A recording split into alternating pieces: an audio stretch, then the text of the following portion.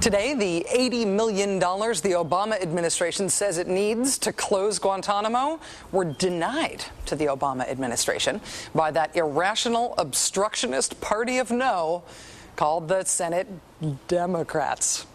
The Democrats? Yes, the Democrats in the Senate voted down funding to close Guantanamo. How did we end up with the Democrats blocking the Democratic president's plan here? Well, after President Obama said he would close the prison, just as President Bush said he wanted to close the prison, just as John McCain said he would close the prison too, Republicans decided to play the completely irrational fear card about that decision. Remember the video with the "so scary it's campy, oh Fortuna" playing in the background? Terrorists are going to live among you. There's going to be a terrorist serving you and your family at Chuck E. Cheese if they close Guantanamo. Every American will have to take in a terrorist like they're exchange students or something. Never mind that terrorists like Omar Abdel-Rahman, the blind sheik, and Eric Rudolph, and Timothy McVeigh, and the Unabomber guy, and Richard Reed, and Charles freaking Manson have all been imprisoned in someone's hometown in America without incident. In fact, there is an empty, brand-new high-security prison in the economically depressed town of Hardin, Montana, that says that it would be delighted to take up to 100 of the Guantanamo prisoners, since once you're in a high-security environment, a prisoner is a prisoner is a prisoner, and frankly, Hardin, Montana needs the jobs. But the Republican scary music campaign, or something, has driven Democrats to distraction on Guantanamo. Here, for example, was Senate Majority Leader Harry Reid trying to explain himself on the subject today and tying himself into a who's on first logic pretzel in the process. I'm saying that the United States Senate, Democrats and Republicans, do not want terrorists to be released in the United States. That's very clear. No one's talking about releasing them. They're talking about putting them in prison somewhere in the United States. You can't put them in prison unless you release them. Sir, you got to clarify that a little bit. I mean, if they were held in I can't make it any more clear than the statement I have given to you. We will never allow terrorists to be released in the United States.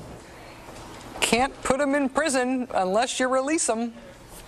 As far as I know, there isn't usually a step in the transfer of prisoners process where you just let the prisoners run free and then you go chasing after them again. As far as I know, that's not part of that process.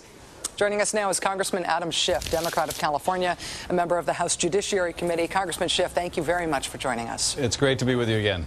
Senate Democrats today said no funding to close Guantanamo. House Democrats made the same move last week. Please tell me there's some secret ninja tactical move going on here, that there's more than meets the eye.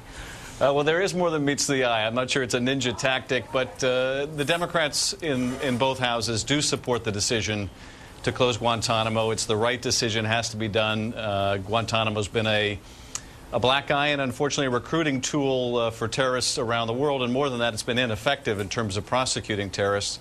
What we did in the Congress, though, was we basically said to the administration that after 8 years of being left out of the deliberations on how detainees ought to be handled, because it was all done by executive order and executive fiat under the Bush administration, that we were not willing to continue that in the current administration.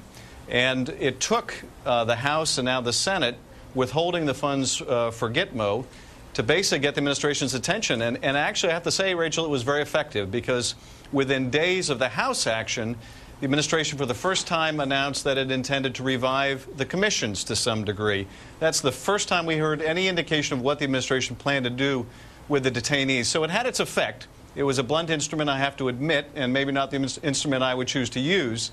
But it is important now, almost halfway into the year, if we are going to stick to this timetable of shutting the prison at the end of the year, that the Congress be brought in both in terms of conferring as well as the legislation that may be necessary to close the prison. There is a sort of complicated matrix of policy and politics here, though, and as the Republicans try to demonize the very idea of closing Guantanamo, despite the fact that Bush said he wanted to close Guantanamo and John McCain said that he would close Guantanamo as president, the Republicans are trying to make a lot of political hay there.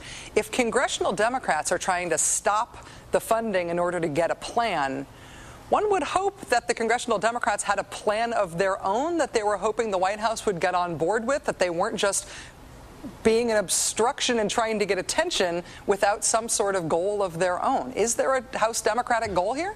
Well, I think that's a fair commentary, and all I can tell you is I have a plan. I've introduced legislation, Rachel, to broaden the jurisdiction of the military courts-martial and try the majority of the detainees in the military courts-martial system, which has been around longer than our country's been around. It's been a very effective venue to balance the national security concerns as well as due process issues.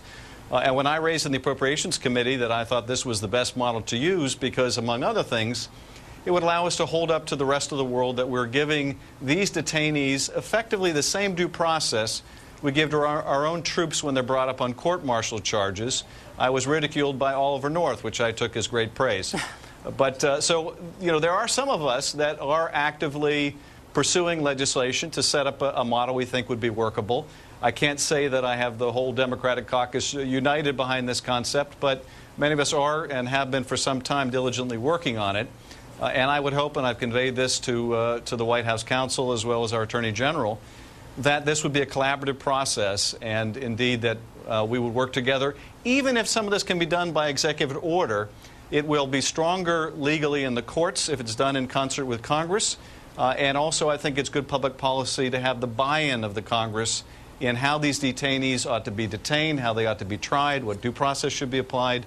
And I think the UCMJ, the Uniform Code of Military Justice, is a pretty good model to use.